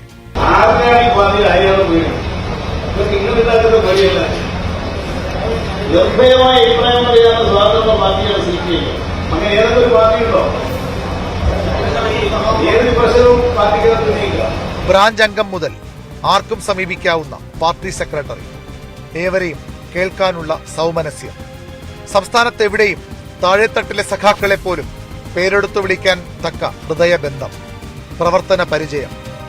ഉൾപാർട്ടി തർക്കങ്ങളിൽ മധ്യസ്ഥന്റെ റോളായിരുന്നു എന്നും കോടിയേരിക്ക്. ഉറച്ച നിലപാടുണ്ടാകും, പക്ഷവും. പക്ഷേ എതിർപക്ഷത്തെ പ്രധാനിക്ക് പോലും കോടിയേരിയോട് നീരസമുണ്ടാകില്ല. അതായിരുന്നു അദ്ദേഹത്തിന്റെ നയചാതുരി. പാർട്ടിക്കുള്ളിൽ മാത്രമല്ല, എതിർ പാർട്ടികളിലുള്ളവരുമായും ആഴമേറിയ സൗഹൃദം. മാധ്യമങ്ങളെ കൈകാര്യം ചെയ്യാനുമുണ്ടായിരുന്നു അസാധാരണമായ മെയ്വഴക്കം. പാർട്ടി പ്രതിസന്ധിയിലാകുമ്പോഴൊക്കെ രക്ഷാദൌത്യവുമായി കോടിയേരി ഇറങ്ങും. വിമർശനങ്ങളിലും വിവാദങ്ങളിലും പൊറുതിമുട്ടിയ ഒന്നാം പിണറായി സർക്കാരിനെയും നെഞ്ചുകൊടുത്ത് താങ്ങി നിർത്തിയത് പ്രായോഗിക രാഷ്ട്രീയത്തിന്റെ മർമ്മമറിഞ്ഞ കോടിയേരിയായിരുന്നു. മുഖ്യമന്ത്രി പിണറായി വിജയൻ പലപ്പോഴും മൗനത്തിലായിരുന്നുവെങ്കിലും കോടിയേരി ഉണ്ടായിരുന്നു സർക്കാരിനു വേണ്ടി വീറോടെ വാദിക്കാൻ. പിണറായി സർക്കാരിന് ഇപ്പോൾ ഇല്ലാതെ പോകുന്നതും ആ പിന്തുണയാണ്. മകനെതിരെ ആരോപണമുയർന്നപ്പോൾ അവൻ തെറ്റു ചെയ്തെങ്കിൽ ശിക്ഷ അനുഭവിക്കട്ടെ എന്നായിരുന്നു കോടിയേരി പറഞ്ഞത്. എന്നിട്ടും അവസാനിക്കാത്ത വിവാദങ്ങൾ പാർട്ടിയെ വലം വച്ചതോടെ സെക്രട്ടറി സ്ഥാനത്തു നിന്ന് മാറി നിന്ന കമ്മ്യൂണിസ്റ്റ് ബോധം. ഒരിക്കലും താൻ കാരണം പാർട്ടി പ്രതിസന്ധിയിലാകരുതെന്ന വാശിയുണ്ടായിരുന്നു കോടിയേരി ബാലകൃഷ്ണന്. എന്തുകൊണ്ട് കോടിയേരി CPM-ന് ഒരിക്കലും നികത്താനാകാത്ത നഷ്ടമായി മാറുന്നു എന്നതിനുത്തരവും ഇതൊക്കെ തന്നെ. ഒരു വിപ്ലവകാരി ഒരിക്കൽ മരണപ്പെടുന്നതോടുകൂടി അയാൾ മറക്കപ്പെടുന്നില്ല.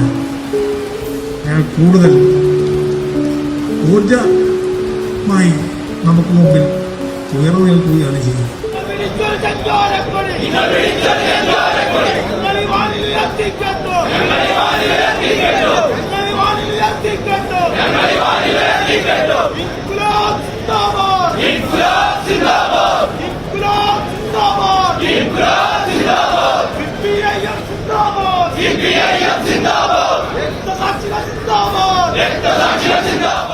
VVR news 18 Thiruvananthapuram. കോടിയേരി ബാലകൃഷ്ണനെ അനുസ്മരിച്ച് മുഖ്യമന്ത്രി പിണറായി വിജയൻ. വിദ്യാർത്ഥി രാഷ്ട്രീയത്തിലൂടെ പൊതുപ്രവർത്തനത്തിലേക്ക് കടന്നുവന്ന കോടിയേരി കേരളത്തിന്റെ രാഷ്ട്രീയ ചരിത്രത്തിൽ സുപ്രധാന സ്ഥാനമുള്ള നേതാവായി വളർന്നതായി മുഖ്യമന്ത്രി അനുസ്മരിച്ചു. അസാമാന്യമായ നേതൃപാടവവും സംഘടനാശേഷിയും നയതന്ത്രജ്ഞതയും അദ്ദേഹത്തിന് പാർട്ടി പ്രവർത്തകരുടെ ഹൃദയങ്ങളിൽ ഉന്നതമായ ഇടം നേടിക്കൊടുത്തു.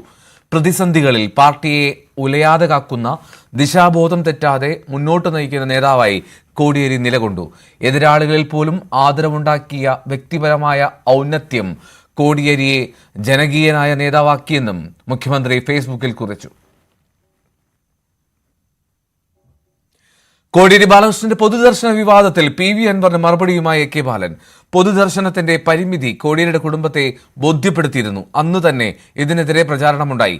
ഇന്നിപ്പോൾ അത് ഏറ്റുപിടിക്കാൻ ഒരാൾ കൂടി വന്നിരിക്കുകയാണ് എന്നും AK ബാലൻ വിമർശിച്ചു. 24 മണിക്കൂറിന് ശേഷം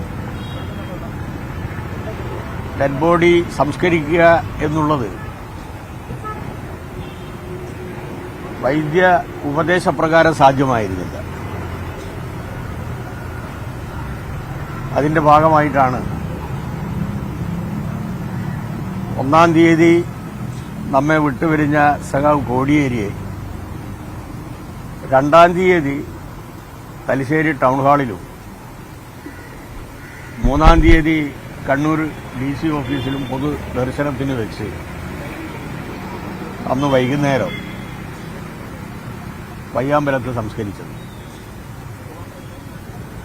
അദ്ദേഹത്തിന്റെ കുടുംബത്തെയും ഈ പരിമിതി ബോധ്യപ്പെടുത്തിയതാണ്. എന്നാൽ തെറ്റായ ചില പ്രചരണങ്ങൾ ആ ഘട്ടത്തിൽ ശത്രുക്കൾ നടത്തി. സഖാവ് ബാലകൃഷ്ണനെ അടക്കം ഉപയോഗപ്പെടുത്തിയിട്ട് അദ്ദേഹത്തിന്റെ മരണശേഷം പാർട്ടി അദ്ദേഹത്തോട് നീതി ചെയ്തില്ല എന്ന കള്ളപ്രചരണം, കല്ലുവെച്ച നുണപ്രചരണം, ഏത് വൃത്തികെട്ട മാർഗങ്ങളും സ്വീകരിക്കും എന്നുള്ളതിന്റെ തെളിവാണ് ഈ അടുത്ത കാലത്തുണ്ടായിട്ടുള്ള ചില പരാമർശങ്ങൾ എന്നുള്ളത് സൂചിപ്പിക്കാനാണ് ഞാൻ ആഗ്രഹിക്കുന്നത്. അത് അവിടെ നിന്നില്ല. ബലാത്സംഗ കേസിൽ ഇടക്കാല ജാമ്യം ലഭിച്ചതിനു പിന്നാലെ അന്വേഷണ സംഘത്തിന് മുൻപിൽ ഹാജരാകാൻ നടൻ സിദ്ദിഖ് തിരുവനന്തപുരത്ത് പ്രത്യേക അന്വേഷണ സംഘം മുൻപാകെ ചോദ്യം ചെയ്യലിന് ഹാജരാകുമെന്നാണ് സൂചന. അഭിഭാഷകരുമായി ആലോചിച്ച ശേഷമായിരിക്കും തുടർ നടപടി. ഡാനി പോൾ ചേരുന്നുണ്ട് കൊച്ചിയിൽ നിന്ന്. ഡാനി, ഉടൻ തന്നെ അതോ ഇന്നോ നാളെയോ ആയി തന്നെ ഉണ്ടാകാനുള്ള സാധ്യതയുണ്ടോ?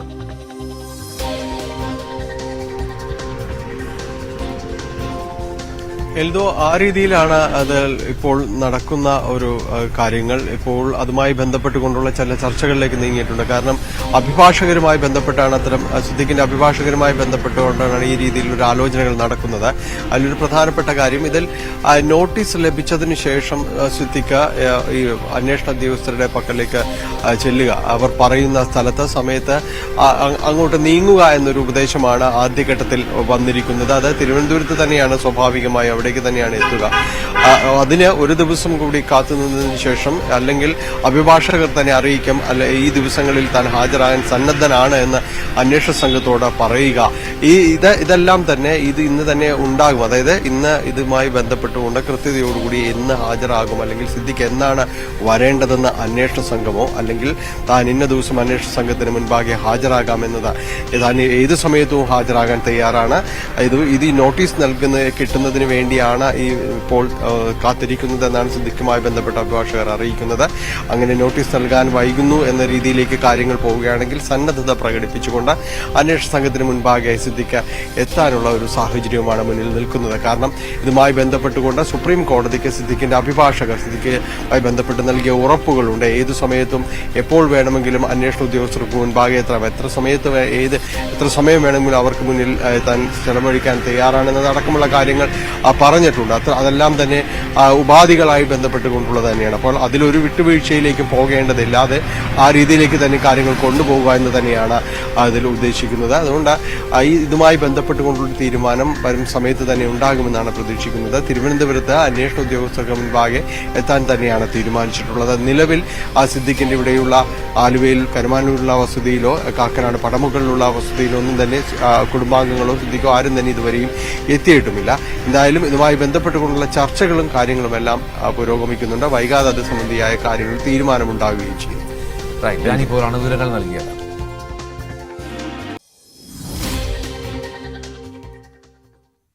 നടിക്കെതിരായ പോക്സോ കേസിൽ പരാതിക്കാരിയുടെ മൊഴിയെടുത്ത് ക്രൈംബ്രാഞ്ച്. പരാതിക്കാരിയുടെ മൂവാറ്റുപുഴയിലെ വീട്ടിലെത്തിയാണ് മൊഴി രേഖപ്പെടുത്തിയത്. ക്രൈംബ്രാഞ്ച് സംഘത്തിന് തെളിവുകൾ കൈമാറിയതായി പരാതിക്കാരി അറിയിച്ചു. സിനിമയിൽ അഭിനയിക്കാൻ അവസരം നൽകാം എന്ന് വാഗ്ദാനം നൽകി ചെന്നൈയിൽ കൊണ്ടുപോയി കാഴ്ചവെക്കാൻ നടി ശ്രമിച്ചു എന്നാണ് പരാതി. നവമി ദിനേശ് ചേരുന്ന വിവരങ്ങളുമായി. നവമി, എന്തൊക്കെയാണ് വിവരങ്ങൾ?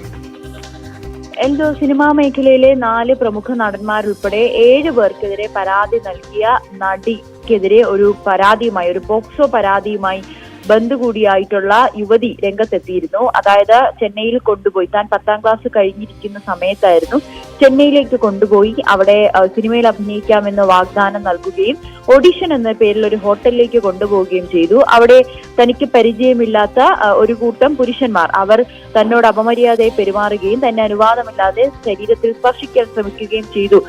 അന്ന് താൻ അവിടെ നിന്ന് രക്ഷപ്പെട്ട് നാട്ടിലേക്ക് തിരിച്ചു വന്നുവെന്നും ഈ പെൺകുട്ടി മുഖ്യമന്ത്രിക്കും ഒപ്പം DGPക്കും നൽകിയ പരാതിയിൽ പറയുന്നുണ്ട്. ഈ പരാതിയുടെ അടിസ്ഥാനത്തിലാണ് പോലീസ് കേസെടുത്തത്. DGP ഈ പരാതി പെരുമ്പാവൂർ പോലീസിന് കൈമാറുകയും പോലീസ് ഇതിനോടകം തന്നെ അന്വേഷണം നടത്തുകയും ചെയ്യുന്നുണ്ട്. അതിനിടയിലാണ് മുഖ്യമന്ത്രിക്ക് നൽകിയ പരാതി ക്രൈംബ്രാഞ്ചിന് കൈമാറിയിരിക്കുന്നത്. ക്രൈംബ്രാഞ്ച് ഇന്നലെ വൈകിട്ടോടുകൂടി മൂവാറ്റുപുഴയിലെ പെൺകുട്ടിയുടെ വീട്ടിലെത്തി വിശദമായ മൊഴിയെടുത്തു എന്ന് പെൺകുട്ടി പറയുന്നുണ്ട്. ഒപ്പം തന്റെ പക്കലുള്ള തെളിവുകൾ, നടിക്കെതിരായിട്ടുള്ള തെളിവുകളും താൻ ഹാജരാക്കിയിട്ടുണ്ട്. അതും ഈ അന്വേഷണ സംഘത്തിന് കൈമാറിയിട്ടുണ്ടെന്നും പറയുന്നുണ്ട്. ഇനി മറ്റൊരു ദിവസം കൂടുതൽ വിശദമായ മൊഴിയെടുക്കുന്നതിന് വേണ്ടി മറ്റൊരു ദിവസത്തേക്ക് എത്തുമെന്നും അന്വേഷണ സംഘം അറിയിച്ചതായി പെൺകുട്ടി പറയുന്നുണ്ട്. ശരി, നാം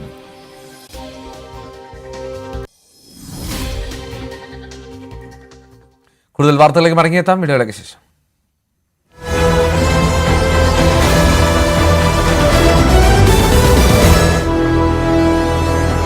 മലപ്പുറം ജില്ല കേന്ദ്രീകരിച്ച് ഇത്രയും കൂടുതൽ സ്വർണവും ഇത്രയും കൂടുതൽ കേസുകളും എടുക്കുന്നു.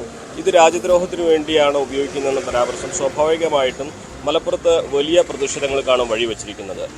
ഏറ്റവും പ്രധാനപ്പെട്ട കാര്യം, ഇതുവരെ ഇടതുപക്ഷത്തിനൊപ്പം നിന്ന മുസ്ലിം സാമുദായിക സംഘടനകളും പരസ്യമായിട്ടുള്ള പ്രതിഷേധത്തിന് ഇറങ്ങുന്നു എന്നുള്ളതാണ്. ഇതിന് മലപ്പുറം ജില്ലയിലാണ് കരിപ്പൂർ വിമാനത്താവളം എന്നതുകൊണ്ട് അവിടെ നിന്നും മറ്റു ജില്ലകളിലേക്ക് കൊണ്ടുപോകാൻ ഉദ്ദേശിച്ച് ഉള്ള ഈ സ്വർണം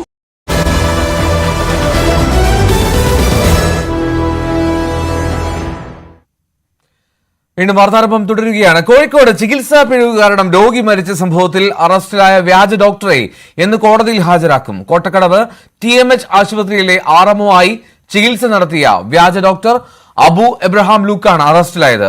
രോഗിയുടെ ഡോക്ടറായ മകനും സുഹൃത്തുക്കളും നടത്തിയ അന്വേഷണത്തിലാണ് ഈ വ്യാജ ഡോക്ടറെ കുടുക്കിയത്.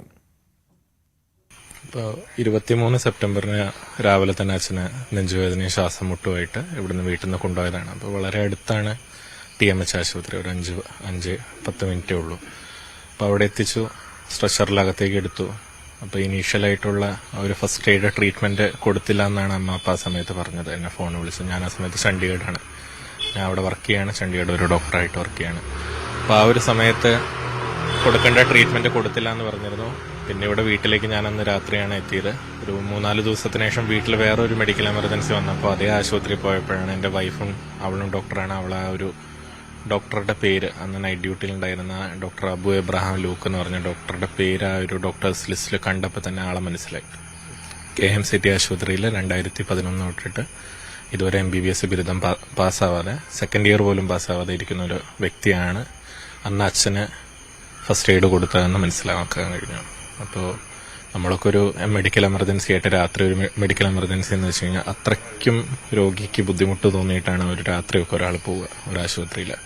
അപ്പം നമ്മൾ ആ സമയത്ത് ദൂരെയുള്ള ആശുപത്രിയിലേക്കല്ല, ആളെ ഒന്ന് സ്റ്റെബിലൈസ് ചെയ്യാൻ വേണ്ടി അടുത്തുള്ള ആശുപത്രി തന്നെ എപ്പോഴും പോവുക. അവിടുന്ന് സ്റ്റേബിൾ ആയതിനു ശേഷമാണ് ഒരു സൂപ്പർ സ്പെഷ്യാലിറ്റി ആശുപത്രിയിലേക്കൊക്കെ എത്തിക്കുക. അപ്പം അങ്ങനത്തെ ഒരു സിറ്റുവേഷനിൽ നമ്മളൊരു ട്രസ്റ്റ് വെച്ചിട്ടാണ് പോണത് ഇതുപോലത്തെ ആശുപത്രിയിലൊക്കെ. നമ്മുടെ അച്ഛനെയോ അമ്മയോ വേണ്ടപ്പെട്ടവരെയോ നോക്കുന്ന വ്യക്തി ഒരു മിനിമം ക്വാളിഫിക്കേഷൻ ഉണ്ടാവും എന്നുള്ളൊരു പ്രതീക്ഷ ഉണ്ടാവും. അപ്പം അത് ആ ഒരു ട്രസ്റ്റാണ് ഇതായിപ്പോയത്, ബ്രേക്കായിപ്പോയത്. MS അനീഷ് കുമാർ ചേരുന്നുണ്ട് വിവരങ്ങളുമായി. അനീഷ്, ഞെട്ടിപ്പിക്കുന്നതാണ് ആ കണ്ടെത്തൽ. കാരണം അത് ഈ ആശുപത്രി അധികൃതരുടെ വിശദീകരണത്തിൽ മലപ്പുറത്തും കോഴിക്കോടും നിരവധി ആശുപത്രികളിൽ ഇത്രയും നാളുകളായി അയാൾ വ്യാജ ഡോക്ടറായി ജോലി ചെയ്തിരുന്നു. മാത്രമല്ല നിരവധി രോഗികൾ അയാളെ തേടി വന്നിരുന്നു എന്നാണ്. ചികിത്സയിൽ ഒരു തരത്തിലും സംശയവും തോന്നിയിട്ടില്ല. എങ്ങനെ ഇത്ര നാൾ ഒരു കള്ളത്തരം മുന്നോട്ട് കൊണ്ടുപോയി എന്നുള്ളത്? കാരണം ഈ ജോലിക്ക് എത്തുമ്പോൾ തന്നെ ഈ സർട്ടിഫിക്കറ്റ് ഒക്കെ പരിശോധിക്കുക എന്നുള്ള കാര്യം കൂടി ഇല്ലേ?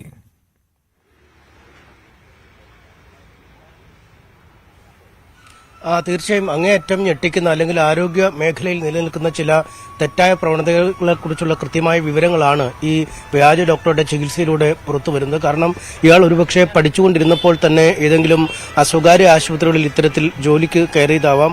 അതിനുശേഷം പിന്നീട് 2 വർഷം മാത്രം പഠിച്ച് പരീക്ഷ എഴുതി, പക്ഷേ ആ പരീക്ഷകളിൽ ജയിച്ചിട്ടുമില്ല. പിന്നീട് ഈ ആശുപത്രികളിലെ ആദ്യ 1-2 ആശുപത്രികൾ തുടരുമ്പോൾ പിന്നീട് ആ പരിചയസമ്പന്നത വെച്ച് മറ്റ് ആശുപത്രികളിലേക്ക് വിളിക്കുന്നു, ഓരോ ഡോക്ടർമാർ റെഫർ ചെയ്യുന്നു. അങ്ങനെ ഒരിടത്ത് നിന്ന് മറ്റൊരിടത്തേക്ക്, അവിടെ നിന്നും മറ്റൊരിടത്തേക്ക് ഇങ്ങനെ നീണ്ടു പോവുകയായിരുന്നു എന്നാണ് മനസ്സിലാക്കാൻ കഴിയുന്നത്.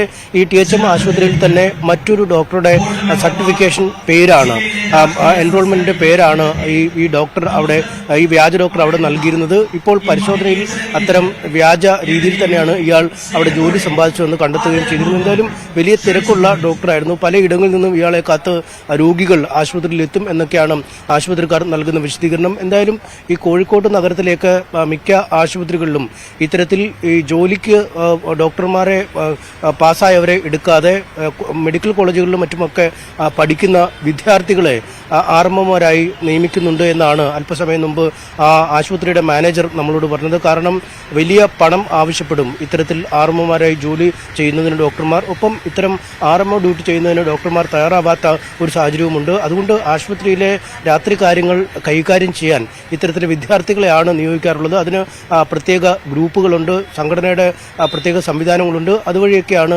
നിയമിക്കുന്നതെന്നാണ് പറയുന്നത്. എന്തായാലും ഈ പഠിക്കുന്ന സമയത്ത് തന്നെ ഡോക്ടർമാരെന്ന രീതിയിൽ പരിശോധന നടത്തുന്നവർ പിന്നീട് ആ പരിചയസമ്പന്നത ഉപയോഗിച്ച് മുന്നോട്ട് പോവുകയും ഇവർ ജയിച്ചിട്ടുണ്ടോ, പഠിച്ച് പാസ്സായിട്ടുണ്ടോ എന്ന് പോലും അറിയാൻ കഴിയാത്ത ഒരു സാഹചര്യം സംജാതമാവുകയും ചെയ്യും.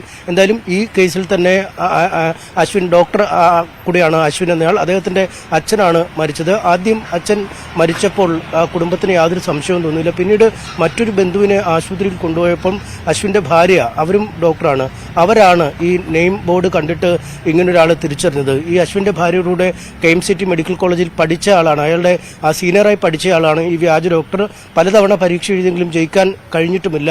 അത് ഈ വനിതാ ഡോക്ടർക്ക്, ഈ അശ്വിന്റെ ഭാര്യയ്ക്ക് അറിയാമായിരുന്നു, ജൂനിയറായി പഠിച്ചതുകൊണ്ട് തന്നെ. പിന്നീട് അവർ നടത്തിയ അന്വേഷണത്തിലാണ് ഇത്തരത്തിൽ യാതൊരു രജിസ്ട്രേഷനും ഇല്ല, കോഴ്സ് കംപ്ലീറ്റ് ചെയ്തിട്ടില്ല, പരീക്ഷകൾക്ക് പാസ്സായിട്ടില്ല എന്ന് അറിയുകയും ചെയ്തു. എന്തായാലും സംസ്ഥാനത്തെ സ്വകാര്യ ആശുപത്രികളടക്കം വിശദമായൊരു ഓഡിറ്റിംഗ് അനിവാര്യമാവുന്ന രീതിയിലുള്ള സംഭവവികാസങ്ങളാണ് നടന്നിരിക്കുന്നത്.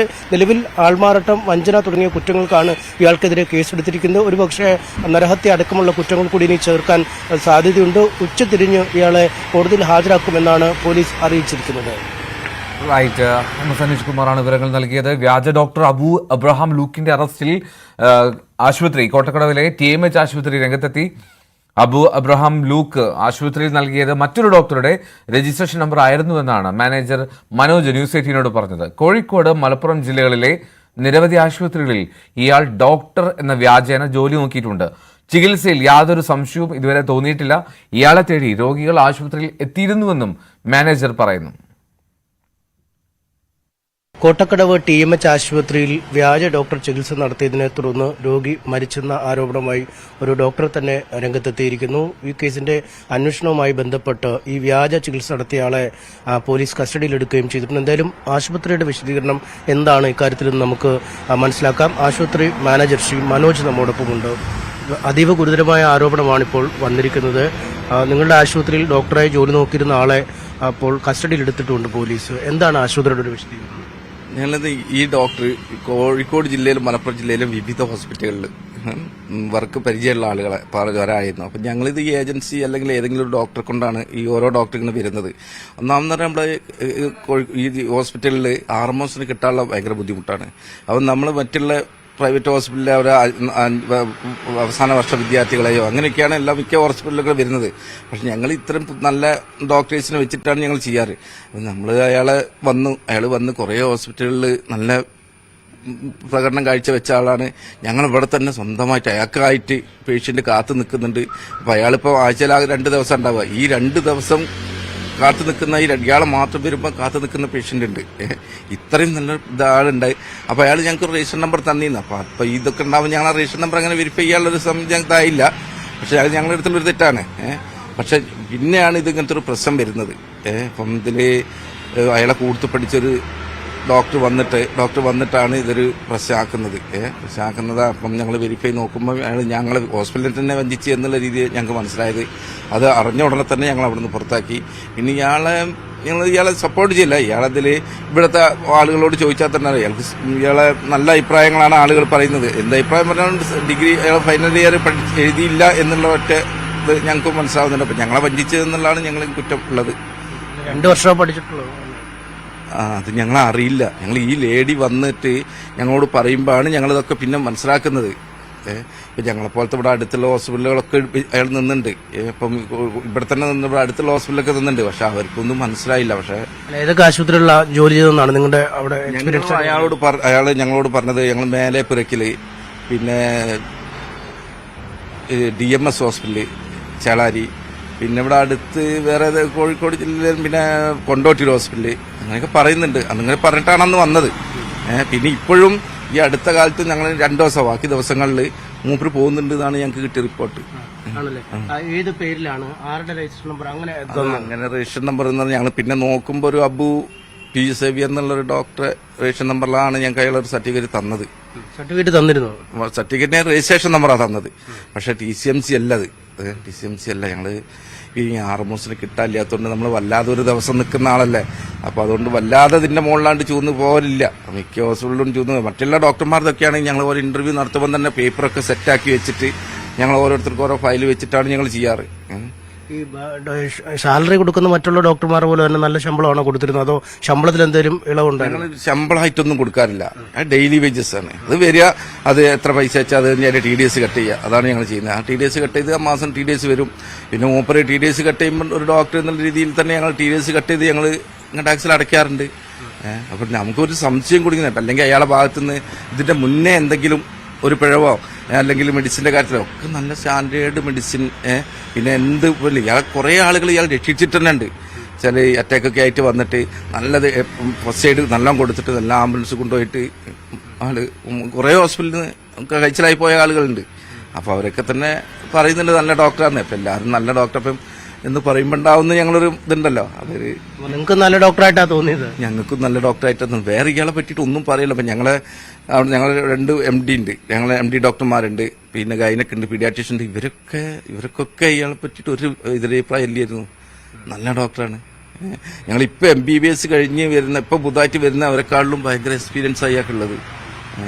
നമ്മളത് ഇതൊരു പ്രശ്നമാണ് അല്ലെ, ഈ ആർമമാരെ കിട്ടാനുള്ള അതൊരു വലിയൊരു വിഷയമാണ്. ആർമോസിനെ കിട്ടാന്ന് പറഞ്ഞാൽ മിക്ക ഹോസ്പിറ്റലിലും, ഞങ്ങളെ മാത്രമല്ല മിക്ക ഹോസ്പിറ്റലിലെ വേനന്മാരും ഞങ്ങളെയും വിളിക്കലുണ്ട്, ഞങ്ങൾ അങ്ങോട്ടും വിളിക്കലുണ്ട് എന്നൊക്കെ ചോദിക്കാറുണ്ട്. അപ്പം ആർമോസിന് കിട്ടാൻ വലിയ പ്രശ്നം. മിക്കവാറും മിക്ക പ്രൈവറ്റ് ഹോസ്പിറ്റലിൽ അല്ലെങ്കിൽ ഗവൺമെന്റ് ഹോസ്പിറ്റലിലെ നൈറ്റിലൊക്കെ ഇവരൊക്കെ തന്നെയാണ് എടുക്കുന്നത്. വിദ്യാർത്ഥികൾ തന്നെയാണ് എടുക്കുന്നത്. നിങ്ങൾ സാധാരണ ഈ ആശുപത്രിയിൽ എവിടെ നിന്നൊക്കെ എടുക്കാം? ഞങ്ങളിത് അങ്ങനെ ഒരു പ്രത്യേക സ്ഥലങ്ങളില്ല. ഇതിന് കുറേ ഒരു ഗ്രൂപ്പ് ഉണ്ട്. ചിലപ്പോൾ ആ ഗ്രൂപ്പിൽ ഞങ്ങൾ പോയിട്ട് മേടിക്കും. അതല്ലെങ്കിൽ പിന്നെ ഓരോ ഡോക്ടർമാർ തന്നെയാണ് ഇത് റെഫർ ചെയ്ത് തരിക. നമ്മൾ മിക്കവാറും ഈ നമ്മുടെ എക്സാമിന്റെ ടൈമിലൊക്കെ ആരും കിട്ടൂല. അപ്പം ഞാൻ വിചാരിക്കുന്നു എക്സാമിന്റെ ടൈമിലൊക്കെ ഈ വരുന്നത് ഇവരൊക്കെ ആകുമെന്ന് നമുക്ക് ഒരു സംശയം. വിദ്യാർത്ഥികൾ തന്നെ പഠിച്ചുകൊണ്ടിരിക്കുന്ന വിദ്യാർത്ഥികൾ തന്നെ വരുന്നത്. അപ്പം ഇത് കാഷ്വാലിറ്റി എന്ന് പറഞ്ഞാൽ അവർക്ക് സ്വന്തമായിട്ട് IP ഒന്നും ഇല്ല. അതൊന്നും അവർക്ക് എടുക്കാൻ പറ്റൂല.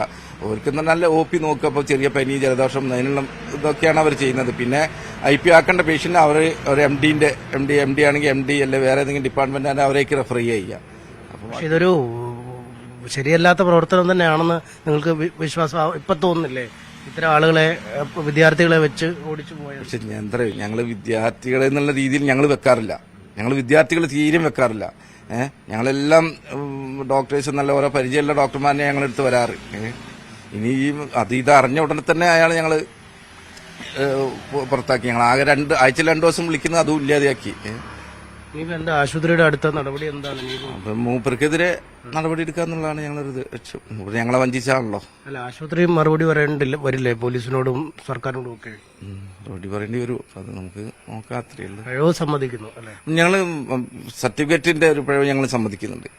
ഞങ്ങൾ എന്താണ് ഞങ്ങൾക്ക് ഒരു വിജിലന്റ് ആയില്ല എന്നുള്ള ഒരു പിഴവ് ഞങ്ങൾക്കുണ്ട്. എന്തായാലും ആശുപത്രിയുടെ ഭാഗത്തു നിന്നും പിഴവ് ഉണ്ടായിട്ടുണ്ടെന്ന് ആശുപത്രി മാനേജർ സമ്മതിക്കുന്നുണ്ട്. ഈ തെറ്റ് കണ്ടെത്തിയുടനെ ഡോക്ടർക്കെതിരെ നടപടിയെടുത്തിരുന്നു. ഇനി മുന്നോട്ടുള്ള നിയമപരമായ നടപടികളെല്ലാം സഹകരിക്കുമെന്നും അവർ വ്യക്തമാക്കുന്നു. എന്തായാലും യാതൊരു സംശയത്തിനും ഇടവരാത്ത വിധം ഒരു മിടുക്കനായ ഡോക്ടർ എന്ന രീതിയിലാണ് ഇയാൾ ആശുപത്രിയിൽ പ്രവർത്തിച്ചു വന്നിരുന്നത്. മറ്റൊരാളുടെ വ്യാജ രജിസ്ട്രേഷൻ നമ്പർ അല്ലെങ്കിൽ രജിസ്ട്രേഷനുള്ള ഒരു ഡോക്ടറുടെ നമ്പർ നൽകി, പക്ഷേ വിശദമായ പരിശോധനകൾ അതിന്മേൽ നടത്താൻ കഴിഞ്ഞില്ലെന്നും ആശുപത്രി വ്യക്തമാക്കുന്നു. BJPയെ തള്ളാതെ മുൻ ദേവികുളം MLA S. രാജേന്ദ്രൻ പൊതുപ്രവർത്തകർ സാഹചര്യങ്ങൾക്കനുസരിച്ച് നിലപാട് സ്വീകരിക്കുന്നതിൽ തെറ്റില്ല. BJPക്ക് ഇടുക്കിയിലെ ഭൂപ്രശ്നങ്ങൾ പരിഹരിക്കാനാവും. വിഷയം BJP പരിഹരിച്ചാൽ BJPക്കൊപ്പം ചേരുന്നത് നോക്കാമെന്നും S. രാജേന്ദ്രൻ പറഞ്ഞു.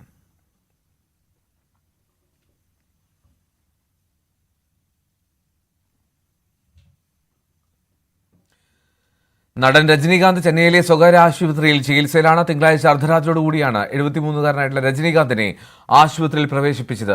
വയറുവേദനയെ തുടർന്നാണ് ആശുപത്രിയിലാക്കിയത് എന്നാണ് റിപ്പോർട്ടുകൾ.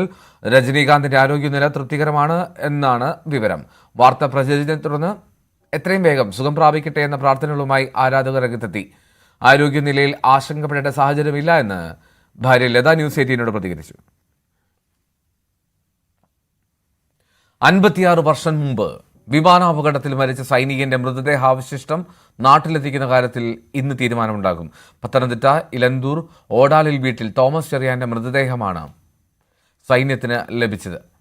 സൈനിക ഉദ്യോഗസ്ഥർ തോമസ് ചെറിയാന്റെ കുടുംബാംഗങ്ങളുമായി ആശയവിനിമയം നടത്തി. 1968 ഫെബ്രുവരി 7 ലഡാക്കിലുണ്ടായ ഇന്ത്യൻ എയർഫോഴ്സിന്റെ വിമാനാപകടത്തിലാണ് തോമസ് ചെറിയാൻ ഉൾപ്പെടെയുള്ള 102 പേർ മരിക്കുന്നത്.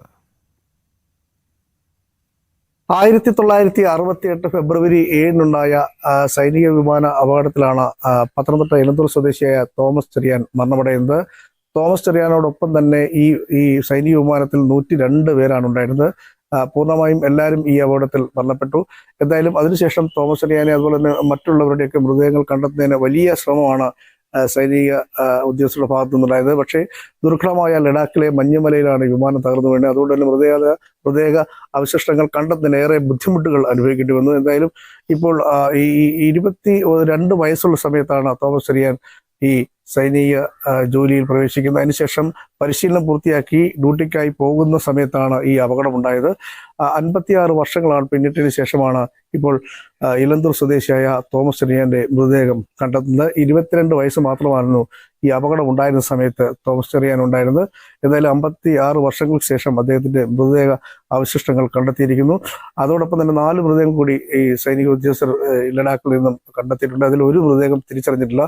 എന്തായാലും പത്തനംതിട്ട സ്വദേശിയായ തോമസ് ചെറിയാന്റെ മൃതദേഹം കണ്ടെത്തിയുള്ള വാർത്ത ഇന്നലെയാണ് സൈനിക ഉദ്യോഗസ്ഥർ പത്തനംതിട്ടയിലെ ബന്ധുക്കൾക്ക് തോമസ് ചെറിയാന്റെ ബന്ധുക്കളെ അറിയിക്കുകയും മൃതദേഹ അവശിഷ്ടങ്ങൾ അല്ലെങ്കിൽ അത് കൊണ്ടുവരാനുള്ള നടപടികൾ ആരംഭിച്ചിട്ടുള്ളത്. എന്തായാലും പൂർണ്ണമായും ഇപ്പോഴും പറയുന്നത് മഞ്ഞുമലയിലാണ് ഈ അപകടം ഉണ്ടായത്. അതുകൊണ്ട് തന്നെ മൃതദേഹം പൂർണ്ണമായും നശിച്ചു പോയിട്ടില്ലാത്ത രീതിയിലാണെന്നാണ് അറിയാൻ കഴിയുന്നത്. അതുകൊണ്ട് തന്നെ പൂർണ്ണമായ രൂപം തന്നെ മൃതദേഹത്തിലുണ്ട് എന്നുള്ളതാണ്. ഇത്രയും വർഷം 56 വർഷം കഴിഞ്ഞിട്ടും ഉണ്ട് എന്നുള്ളതാണ് നമുക്ക് അറിയാൻ സാധിക്കുന്നത്. എന്തായാലും ബന്ധുക്കള്, സഹോദരനും അതുപോലെ തന്നെ മറ്റുള്ളവരും ഈ മൃതദേഹം അവിടെ നിന്നും നടപടികൾ പൂർത്തിയാക്കി കൊണ്ടുവരാനുള്ള ശ്രമത്തിലാണ്.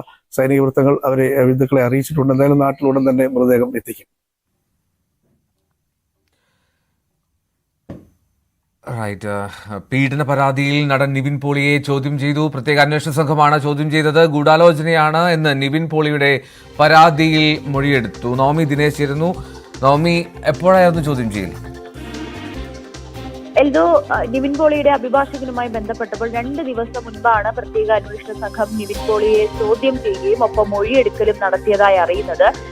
ഈ നിവിൻ പോളിക്കെതിരെ ഒരു നേര്യമംഗലം സ്വദേശിയായ പെൺകുട്ടി ആയിരുന്നു ഈ ലൈംഗിക പീഡന പരാതിയുമായി രംഗത്തെത്തിയത്. അതായത് ദുബായിൽ വെച്ച് നിവിൻ പോളിയും മറ്റ് 6 പേരും കൂടി തന്നെ ബലാത്സംഗം ചെയ്തു എന്നുള്ളൊരു പരാതിയായിരുന്നു ഈ പെൺകുട്ടി പോലീസിന് നൽകിയത്. ഇതിനെ തുടർന്ന് ഈ ഒരു കേസിലായിരുന്നു നിവിൻ പോളിയെ ചോദ്യം ചെയ്തത്. പക്ഷെ ഇതിനോടകം തന്നെ ഈ പറയുന്ന, അതായത് ഈ പെൺകുട്ടി പറഞ്ഞ തീയതികളിൽ നിവിൻ പോളി ദുബായിലായിരുന്നില്ല, കൊച്ചിയിലായിരുന്നു എന്ന കാര്യം വെളിപ്പെടുത്തിക്കൊണ്ട് നിവിൻ പോളിയുടെ സഹപ്രവർത്തകർ തന്നെ രംഗത്തെത്തുകയും ചെയ്തിരുന്നു. ഇതിന് പിന്നാലെയാണ് നിവിൻ പോളി DGPക്ക് മുഖ്യമന്ത്രിക്കും പരാതി നൽകിയത്. അതായത് തനിക്കെതിരെ നടക്കുന്ന ഈ ഒരു ലൈംഗിക ആരോപണ പരാതി അതൊരു ഗൂഢാലോചനയാണെന്നുള്ള തെളിവുകൾ സഹിതം ഹാജരാക്കിക്കൊണ്ട്, അതായത് തന്റെ പാസ്പോർട്ട് അടക്കം ഹാജരാക്കിക്കൊണ്ടാണ് നിവിൻ പോളി DGPക്ക് മുഖ്യമന്ത്രിക്ക് പരാതി നൽകിയത്. ഈ പരാതിയുടെ അടിസ്ഥാനത്തിലാണ് നിവിൻ പോളി നൽകിയ പരാതിയുടെ അടിസ്ഥാനത്തിൽ പോലീസ് കേസെടുക്കുകയും ചെയ്തിട്ടുണ്ട്. അതിലായിരുന്നു നിവിൻ പോളിയുടെ മൊഴിയും രേഖപ്പെടുത്തിയത്. അങ്ങനെ നിവിൻ പോളിക്കെതിരെ നിൽക്കുന്ന 2 പരാതികൾ, ഇതിൽ ഒന്നിൽ ചോദ്യം ചെയ്യുകയും ചെയ്തിട്ടുണ്ട്, മറ്റൊന്നിൽ മൊഴിയെടുപ്പും കഴിഞ്ഞു. എൽദോ. റൈറ്റ്. നിവിൻ പോളിയുടെ മൊഴിയെടുക്കുന്നു. ഒപ്പം തന്നെ മറ്റൊരു പരാതിയിൽ ചോദ്യം ചെയ്യൽ, 2 നടക്കുന്നു എന്നുള്ളതാണ് നവമി ദിനേശ് റിപ്പോർട്ട് ചെയ്തത്. ലെബനോനിൽ ഇസ്രായേൽ കരയുദ്ധം തുടങ്ങി. ലോകരാജ്യങ്ങളുടെ മുന്നറിയിപ്പ് തള്ളിയാണ് ഈ ആക്രമണം. ഹിസ്ബുള്ള കേന്ദ്രങ്ങളിൽ ആക്രമണം നടത്തിയെന്ന് ഇസ്രായേൽ അറിയിക്കുന്നു. ബെയ്റൂത്തിൽ ആക്രമണം തുടരുകയാണെന്നും ഇസ്രായേൽ പറഞ്ഞു. തിങ്കളാഴ്ച മാത്രം 95 പേരാണ് ലെബനനിൽ കൊല്ലപ്പെട്ടത്. കാഞ്ഞിരപ്പള്ളി ജനറൽ ആശുപത്രി കെട്ടിടത്തിന് മുകളിൽ പ്രതിയുടെ ആത്മഹത്യാ ഭീഷണി. സ്ത്രീകളെ മർദ്ദിച്ച കേസിൽ പൊൻകുന്നം പോലീസ് കസ്റ്റഡിയിലെടുത്ത ജ്യോതിഷ് കുമാറാണ് മെഡിക്കൽ വാർഡിന് മുകളിൽ കയറി പരാക്രമം കാട്ടിയത്. ഏറെ പണിപ്പെട്ടാണ് ഇയാളെ താഴെ ഇറക്കിയത്. കത്തലാങ്കൽപ്പടി സ്വദേശി ഇഞ്ചക്കാട് ജ്യോതിഷ് കുമാറാണ് ഏറെ നേരം പോലീസിനെയും ഫയർഫോഴ്സിനെയും നാട്ടുകാരെയും വെള്ളം കുടിപ്പിച്ചത്. 2 സ്ത്രീകളെ മർദ്ദിച്ച കേസിൽ പൊൻകുന്നം പോലീസാണ് ഇയാളെ കസ്റ്റഡിയിലെടുത്തത്. മെഡിക്കൽ പരിശോധന പൂർത്തിയാക്കി തിരിച്ച് പോലീസ് സ്റ്റേഷനിലെത്തിയപ്പോൾ നെഞ്ചുവേദന ഉണ്ടെന്ന് ജ്യോതിഷ് കുമാർ പോലീസിനോട് പറഞ്ഞു. വീണ്ടും ആശുപത്രിയിൽ എത്തിച്ചപ്പോഴാണ് പോലീസിനെ കബളിപ്പിച്ച് ഇയാൾ കെട്ടിടത്തിന് മുകളിൽ കയറിയത്.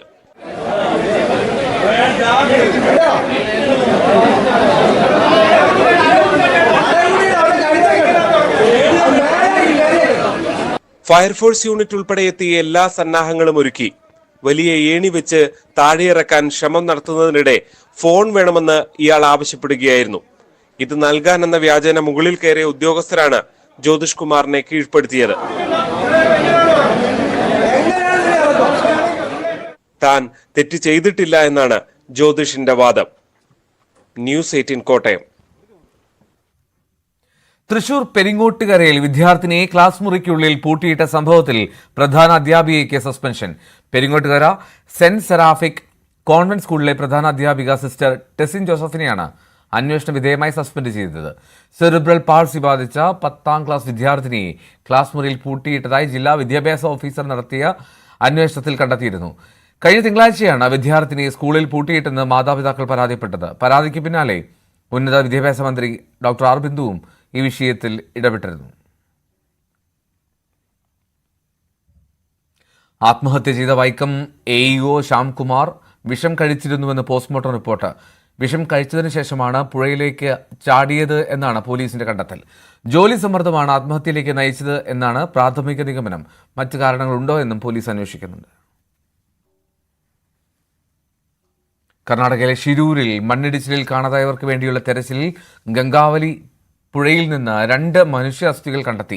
ഡ്രഡ്ജറിലെ മുങ്ങൽ വിദഗ്ധർ നടത്തിയ തെരച്ചിലാണ് ഈ അസ്ഥികൾ കണ്ടെത്തിയത്. ഇവ DNA പരിശോധനയ്ക്ക് അയച്ചു. അർജുന് പുറമെ കാണാതായ 2 പേർക്കു വേണ്ടിയുള്ള തെരച്ചിലാണ് ഇപ്പോൾ നടക്കുന്നത്. കർണാടക സ്വദേശികളായിട്ടുള്ള ലോകേഷും ജഗന്നാഥനുമാണ് മണ്ണിടിച്ചിലിൽ കാണാതായിട്ടുള്ളത്. വാർത്താരംഭം പൂർണ്ണമാകുന്നു. ഇനി ന്യൂസ് ടൈംസിൽ രഞ്ജിത്ത് രാമേന്ദ്രൻ.